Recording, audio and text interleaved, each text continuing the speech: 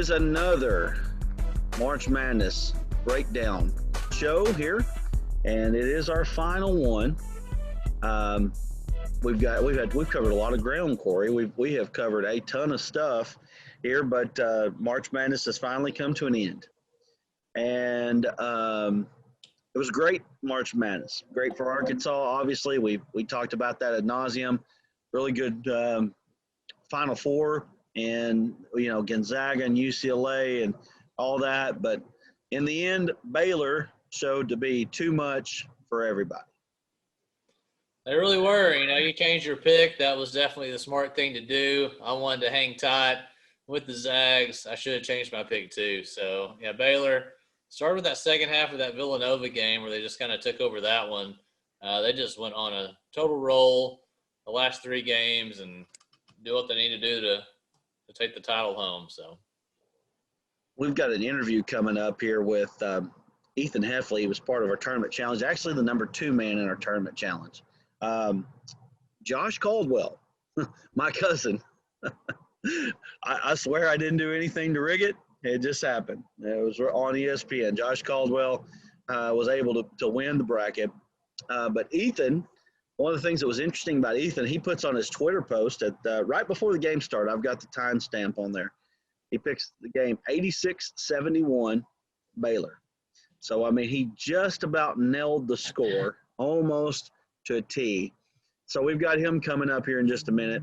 But as far as Baylor goes, what I saw out of Baylor when I watched them play Arkansas, and then I saw Gonzaga play UCLA. And, again, I'm a guy that I wish I could watch more college hoops, but I'm busy. I mean, busy.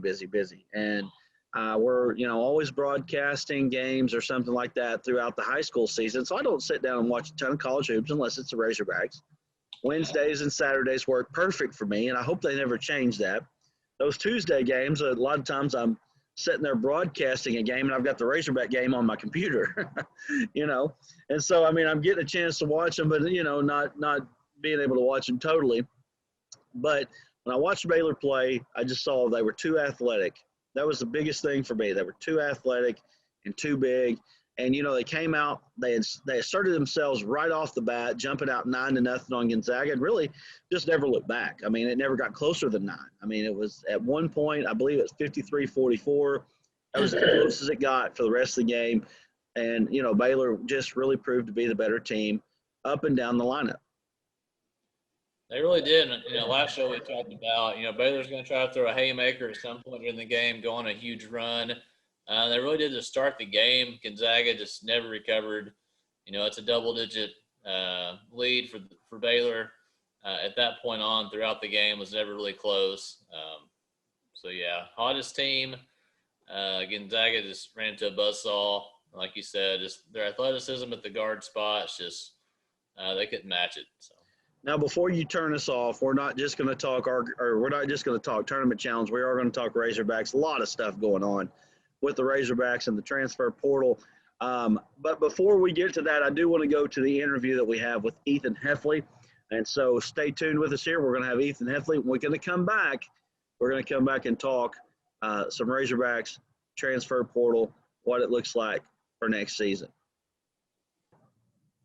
Welcome back to the March Madness Tournament Breakdown Show.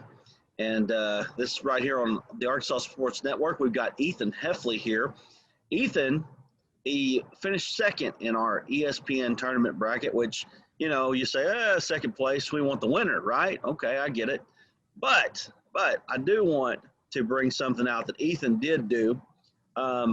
Before the game started, I'll show you that in just a minute. Ethan, man, thank you for joining us. Thank you. Thank you very much. So, Ethan, you were you're an Oklahoma fan, so we got to pull that out there now. You went with the Big 12 pick, obviously a good pick with Baylor winning it. Tell us a little bit about what went into that pick of picking Baylor to win it all.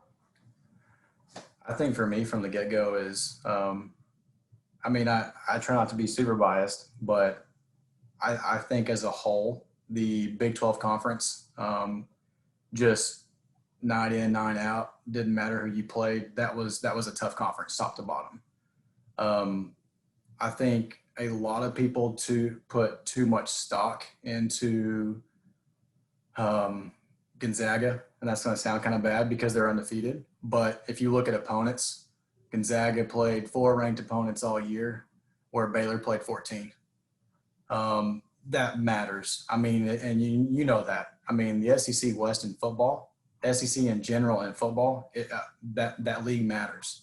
Right. And that hurts me saying that. But that league matters.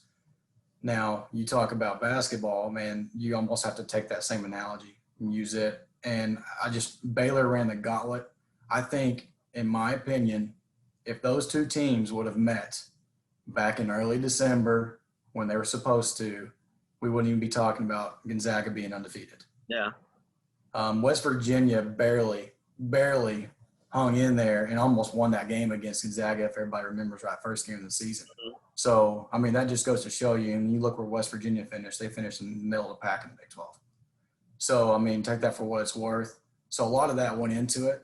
And then, of course, just Baylor was kind of my pick all along. I felt like if they never got COVID, we'd be talking about the undefeated Baylor Bears in their magical season. And that's just my opinion, because they stumbled when they come back and they never got their feet under them from COVID. I mean, it wasn't like they were off for 2 weeks. Yeah. They were off for a legit 3 weeks and they couldn't even practice. So, I mean, and then when they get back into it, they're running into a Kansas team that's trying to get their feet underneath them and go and get ready for the tournament. They're playing Oklahoma State, who's peaking at the right time. I mean, they're getting a couple of losses, and you've seen that when the tournament started. And Baylor, you know, they played a Hartford team and they played a Wisconsin team and Villanova, but you started to see glimpses of what Baylor used to be. And then unfortunately it did had to go through Arkansas, and you've seen a little bit of that. And then the Houston game, which everybody talks about. But it is what it is. My own opinion, but I don't think Gonzaga is a top 5 team. I think there's plenty of other teams. So. Wow. That's big words. I will say that, big words to say that Gonzaga is not a top 5 team. But, when I watch them play UCLA, and I'll be honest with you, I don't get to watch as much college hoops as I'd like to. Right. But I thought once they played UCLA, I thought, there ain't no way Baylor's losing to them. Baylor's too athletic. I mean, that was the whole thing, man. I mean, really, when it boiled down to it, Baylor's athleticism and the physicality that they had down low, they just couldn't match it. Well, and two, and this is, a little bit of the Oklahoma bias here. I watched Oklahoma play Gonzaga, obviously. Oklahoma didn't have we didn't have their second leading scorer. We didn't have 2 other role players, and we took Gonzaga to the limit. We lost by 16, but we were down by 8, and we were in that ball game.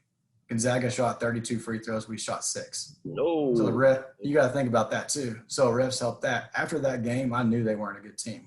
Yeah.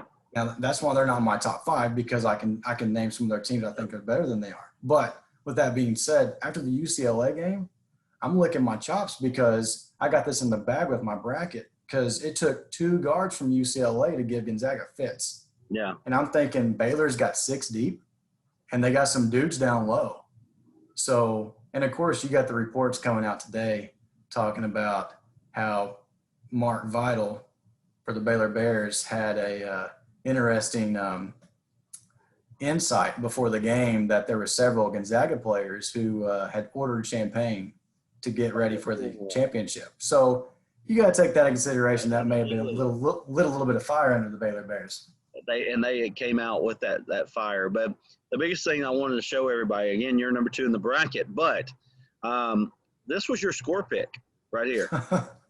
Yeah. Baylor 86, Zags 71. I mean, so close, man. I mean, almost nailed it perfectly. What was the insight into that as far as picking that score? Opponents for me. It all boils down to opponents. I just knew who Gonzaga had played, who Baylor had played. But most importantly, if you're familiar with Baylor at all, you know that Mitchell he's a hound on defense. He will get after you and he will guard you. But if you watched him against Houston, he started figuring out his shot. And if that guy is hitting shots, then it's going to be a long night for whoever they play. And I just took the leap and said, okay, this is going to be a 15-plus ball game, and I wanted to put it out there for what I felt like it should be. You hit it. I mean, you really right there on it. As close as anybody that I've seen pick it. I'm sure somebody out there hit it, but my goodness, what a pick that was. I want to ask you this because I think a lot of people, and you're not a Razorback fan, so you're a little bit unbiased here. I'm going to ask you a couple questions about the Razorbacks and the Baylor matchup there. Yeah. A lot of Razorback fans feel that they belong right there. Probably played Baylor as good, if not as good as anybody. Maybe Villanova. You know, how did you think the Razorbacks stacked up against Baylor? I mean, I think it's a fair assessment. You know, and to be honest, this is from an Oklahoma fan. It pains me to say, when the rankings came out and they had Arkansas at 6, I would almost take that as fuel for next season. Kind of a slap in the face. Yeah. I really, really feel like Arkansas could make a very strong argument to be maybe not even top 4, but maybe top 3 team in the country, just based off of what they've got. They've got some dudes that can go, and I think they kind of figured that out at the very end. I know there's a lot of talk about Moses Moody and, you know, what he did in the tournament, but, you know, you can't take away what the kid did during the regular season. Yeah. And an SEC tournament. I mean, he's a legit top 10 pick. he's that for a reason. I do think that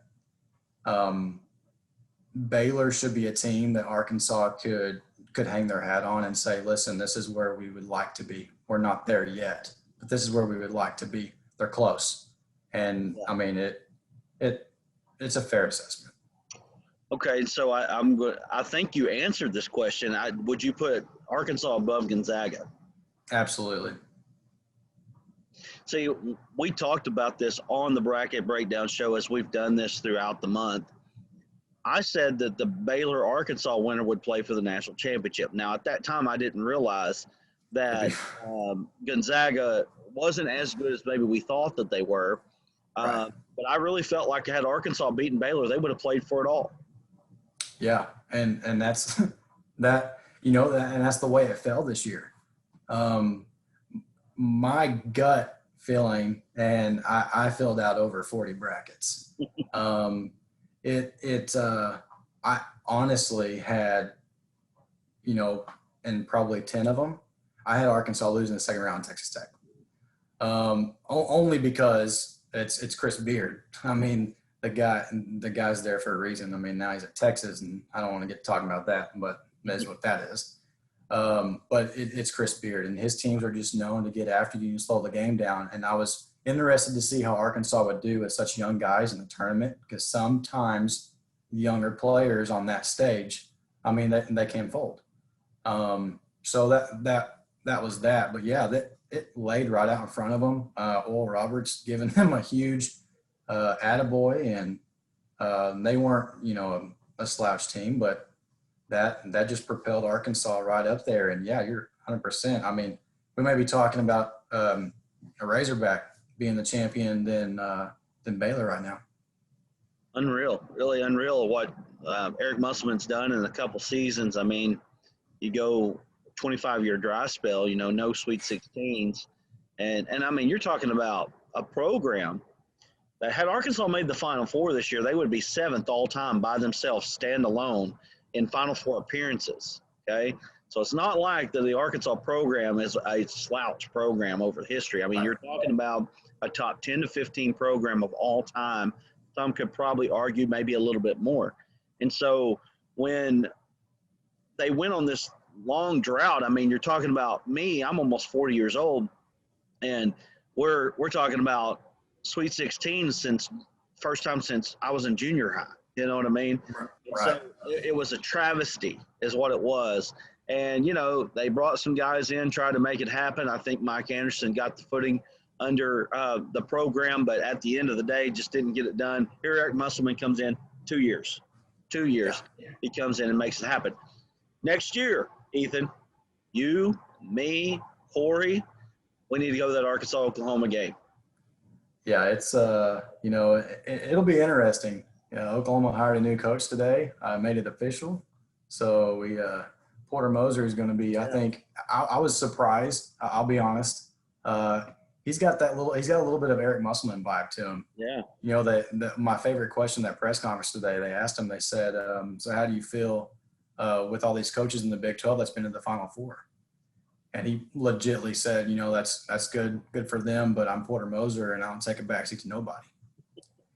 And I'm like, you just said that to, Bill Self and Scott Drew and the rest of the conference, but I like that too, because it's going to get us ready. But man, Eric Musselman's got the program going in the right direction. And if you're an Arkansas fan, I kind of got tickled early in the season for Arkansas. There was legitimately fans who were kind of aggravated. They were like, okay, we want to get off this must train or must bus, whatever you call it, and we want to get off of it and go elsewhere. And I'm like, hey, you do that. I'll take him into Oklahoma right now. Right. So, I mean, the guy can coach. You just got to give him some time. But, I mean, you're Arkansas, they could basically just stamp their name on the NCAA tournament for years to go. Oh, yeah. I think you're right. I think that there's a lot of good things happening in Razorback land right now, of course, across all the sports, and it's been a long time. I mean, it's been a long time since Bobby Petrino fell off that bike. And it seems like that everything in baseball everything but baseball has been cursed since then. And then, of course, you had the drop fly ball in 18, and I mean, just all of it.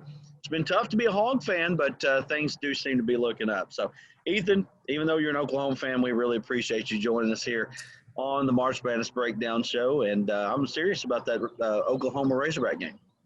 Yeah, for sure, man. And I will say this from being an Oklahoma fan, I do appreciate you allowing the Razorbacks to lose one game to my Sooners, who are terrible in baseball. Yeah. That has officially made our season. So I appreciate that.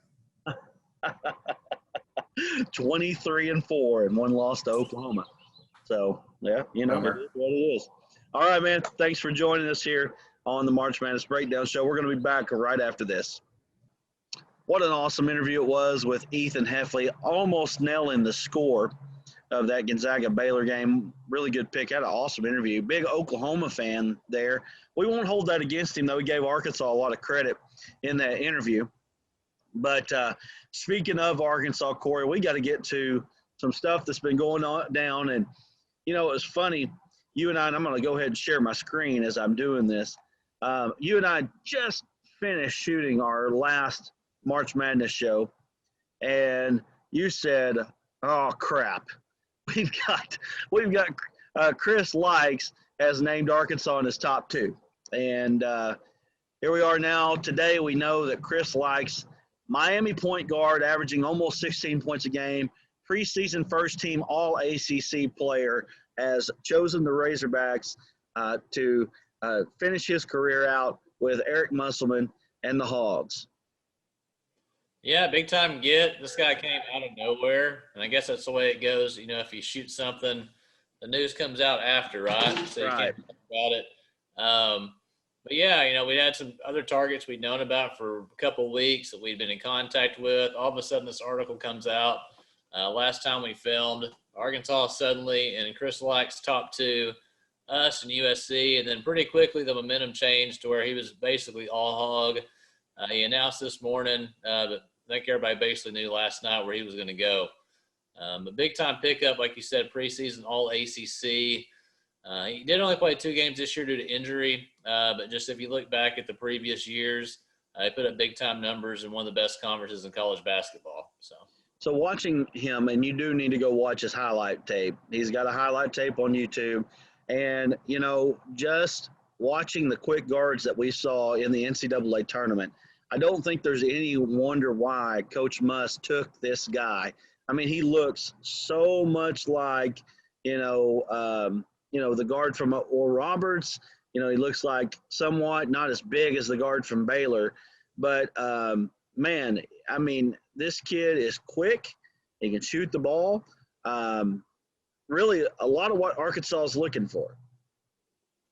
Yeah, he is. It gives him a lot of positives. Obviously, a great scorer, can create his own shot. He's quick and get to the basket. Good free throw percentage, good 3-point shooter. I think with the roster, it's going to be built around him. He's going to have a lot of assists. A lot of guys are going to be able to knock down shots when he gets in the basketball. And I think he's going to be a better defender than most people think, too. If you look at his defensive ratings when he was at Miami, they're higher than what you thought, a guy at 5'7" would be. And I think, once again, the roster built around him is going to help him defensively as well. We're going to have other guys who can make the switch defensively because they're going to be, tall, long-arm guys who can help him out. So, yeah, and you got to love the speed. You got to love the speed with him being able to come off ball screens, handle the ball, work his way inside the defense, especially inside the zone. It's really tough to do when you're a bigger player. He's a smaller player. I think Arkansas has got a big-time player here, even though, the size is not quite there, but he seems like he checks every other box. And like you said, he's first-team All-ACC in the preseason. So, I mean, that's not chopped liver. I mean, you're talking about NBA guys that don't get first-team All-ACC. So, big-time pickup. But, man, there's so much else that's going on in the transfer portal right now. Of course, also making room for those guys. Some guys have to leave, and Arkansas did lose one today to the transfer portal. Yeah, they did. Ethan Henderson, I don't even think it was a shock, but did decide to enter the portal today. He's a guy that's been around. I thought he's done pretty well with the minutes he's got in the past 3 years. But I'm sure, if you're him, at some point you do want to play major college basketball and you want to play big minutes in college basketball. So, for him, he's been here 3 years. He's got a taste of success. He got to see the Hogs do really well while he was on the roster. So hopefully for him, just like Desi Sills, I hope they can go somewhere, get some good minutes and help a team, get to the tournament. I think those guys are good enough to play, minutes on tournament teams.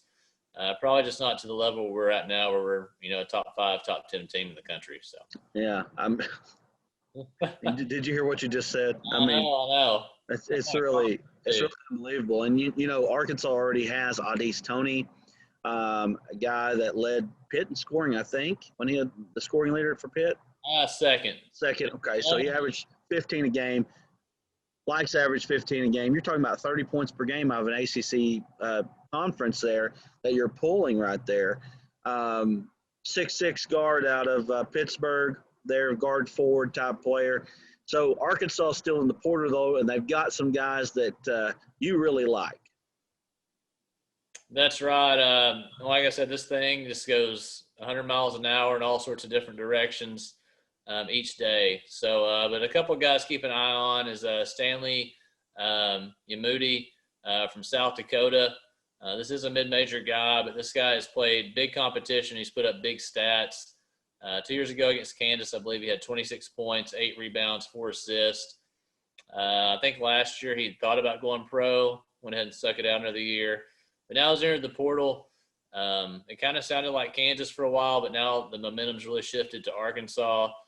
So if we get this guy, we'll have beat out Kansas for him and the old Arizona staff, which obviously Sean Miller fired today. But yeah, so some big time teams that beat out for Yamudi, and he's a pro. He's going to help. If we can land him, I think his announcement will probably come in the next couple of days. But that's one to look out for. And then Jaden Gardner came out yesterday, the Eastern Carolina forward. And we were in his top 5. I was kind of surprised because everybody's going after him. We're making a hard push for him. I think he's about 6'8", about 240, can rebound. I know against Houston this year, he had a 20-point, 12-rebound game. So Duke can play, so we'll kind of see what happens there. And then Myron Jackson from Toledo, All-MAC Player of the Year. We were in his Final Four, and he decides Friday. I'm not sure, what the situation is there with our roster and if we can take another guard. Yeah. But something to keep an eye on. And then Myron Jones, we talked about him last time on the show, Penn State transfer. sounded good for Arkansas. He was supposed to decide yesterday, and then radio silence. No one knew what was going on. Today decides on Florida. So a lot probably thought, we didn't know if he was really a take for us or not. Sure. You just never know with this stuff. So, but he decided on Florida. He's a good player. Florida's got a couple of good players so far in the portal, and they needed it because they lost most of the roster. So. Yeah, they had to make up quite a bit, and you're seeing that a lot. Ethan mentioned in his in Oklahoma hired Porter Moser. Porter Moser said that they have 12 spots open on the roster. Yeah. Of course, some of that is guys that have already left, and then some of that is just basically, hey, these are not my guys, whatever. And when you come out and say that as a coach, you might as well just depend on putting 12 new guys on the roster because you're not going to be able to get those other guys to play for you. Yeah. So anyway, but good hire there by Oklahoma. Porter Moser taking Illinois Chicago to the Final Four once, and then this time you kind of thought they might make another run as an 8 seed and upset Illinois. And, man, great run there, but it was time to move on. Former UALR coach. So, Corey, I mean, overall right now, the feeling around the program is one that just hadn't felt in a while. I mean, really, where it's at. I mean, you're talking about pulling guys from the ACC. We're not talking about pulling guys from Northern Kentucky and oh, goodness, I can't even remember all the places that we've pulled guys from over the last couple seasons. Nothing against Jean-Tal Silla, but, I mean, it seems like Arkansas is pulling a higher level of guy. Yeah, no doubt. Most of the guys they're going after are, Power 5 conference guys, or if they are going after the mid-major level, it is the Umude, it is the, Marion Jackson from Toledo, the guys who are top players in their conference, and they've been doing, high-level stuff for a while. And I was even thinking back, 2 years ago when Muss came here, that's when we really kind of learned about the transfers and all that. You probably remember Kerry Blackshear, how big of a deal that was. Yes. And we were top 5. He visited, and there was only one player like that in the portal or whatever. Now there's 15, 20 guys like that who can make a big impact and big difference.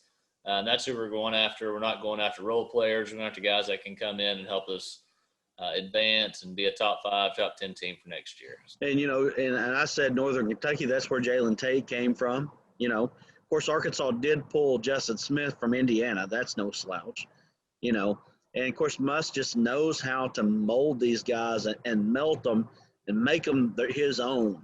And he did that with this team, 25-7, finishes in the top 6 in the country. And, I mean, you can just say first time since 95 on so many other things. Today, as we're shooting this will come out tomorrow, but today as we're shooting this is Muss's second anniversary as the University of Arkansas's coach. Of course, there's a little bit of consternation going on because you've had some really good programs open up jobs, Texas, North Carolina. Now Arizona has opened up their job. I feel like Muss is going to stay here, but, you just don't ever know. Yeah, when you see jobs open up west, it can make you a little bit nervous. Like I kind of talked about before, I just think you're not seeing a lot of coaches move from big-time jobs to other big-time jobs. For one, he's basically got this thing established here. He's got a preseason top 5, top 10 team if he keeps adding to it. Why would you leave that to go to a program who's going to have some sanctions, you're going to have to basically rebuild the roster in some places and some points. So I wouldn't worry too much about it. I think we'll probably lock him in before too long, and he'll be here for a while. So the buyout again, that's the big number. He's going to make his money. It's kind of funny to me. I find it funny. We got a lot of middle class folks out here, watching the Razorbacks saying, "Boy, I want Muss to make $4 million a year," and I'm just thinking, I just want Muss to have a $10 million buyout. That's what I want. And so, Muss makes his money, he makes his money, but it's just funny how when people don't even make close to that kind of money, they're like, "Oh, I want Muss to make this." Well, hey, what about me? I want to make that kind of money. You know what I mean? But anyway, man, it's definitely a good time. And, I'm going to go ahead and just kind of throw it out there. We are going to come out with a Razorback-based show. Corey is going to be our go-to guy in college basketball.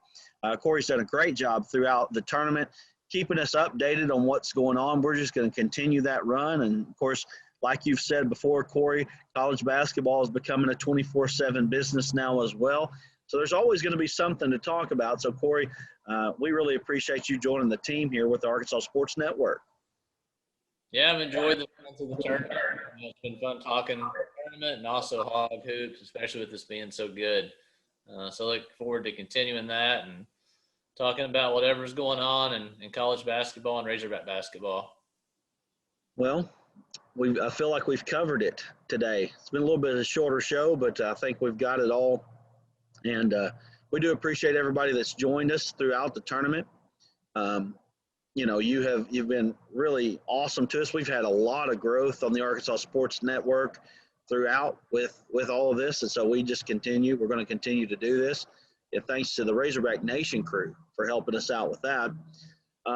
Again, here we go. We're going to be catching up with Corey very soon about transfer portal news and what's going on and what's happening. Of course, we're expecting an announcement from Moses Moody at some point about the fact that he's going pro. I don't think there's any other way that he's going to go. Who knows? But right now, I think that's kind of a done deal. He's going to be a top 10, top 15 pick. He's going to go. So we're awaiting that announcement. We're also awaiting the announcements on what the roster is going to do, how it's going to shake out. We'll be looking for scheduling stuff because it looks like, next season, there's going to be full stadiums. There's going to be full participants here. And so, we're going to be seeing who they're going to play. I do think that they will play Oklahoma again, maybe not with Porter Moser coming in. Maybe he changes that, but I think that they've got that set for a 4-year deal there. So we'll see what happens. But, man, Corey, it's been great this whole time here. It's been awesome. It's been a lot of fun to cover the Razorbacks through an Elite Eight run. And, we're going to just keep it going. Sounds fun to me. Let's keep it going. Let's keep the Hogs, keep adding good players, and get ready for next year. Again, like and share the Arkansas Sports Network. Like and share this show. Put in something in the comments and tell us how much you like the show. We really do appreciate anybody that joins us. If you don't like us, don't put your comments in the show. We don't want it. No, seriously, though, we really do appreciate you guys that have joined us throughout. It's been a lot of fun. And we will see you next time. Next week, we're coming back with a Razorback-based show. We'll be giving you info on that very soon. But for now, we're going to say goodbye. For Corey, I'm Brad saying so long. We will talk to you next time on something. See you later.